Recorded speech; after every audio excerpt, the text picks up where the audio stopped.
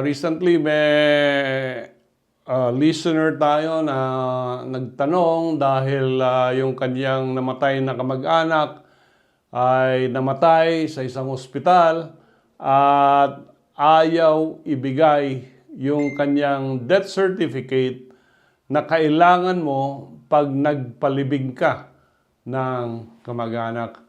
So here, meron tayong Baguio City Ordinance number 42, series of 2017 na aking inotor nung tayo pa ay kasama sa Sangguniang Panlunsod. Meron din tayong law na nagsasabing the withholding of death certificate of a patient due to unpaid hospital bills is unlawful.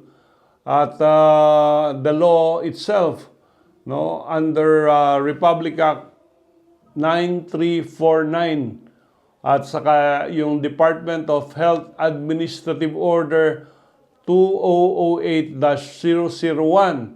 ay nagsasabing it is unlawful for a hospital to withhold the death certificate of a deceased patient if the purpose for which it was obtained is for internment.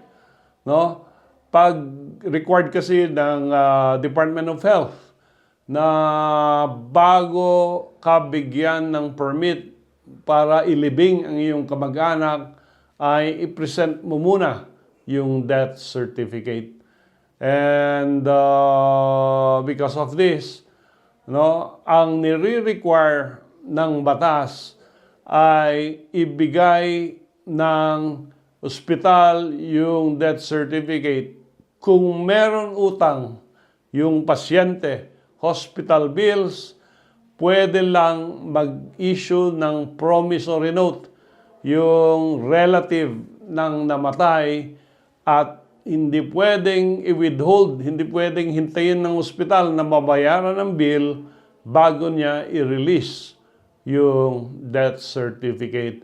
At nagbigay ng sanction ng batas dito, 2,000 to 5,000 peso fine and imprisonment of not less than 6 months or both. So, i-assert po nyo yan. Nung may mga kamag-anak na ganito ang sitwasyon, i-assert nyo na walang karapatan ang mga hospital to withhold the death certificate of a deceased patient.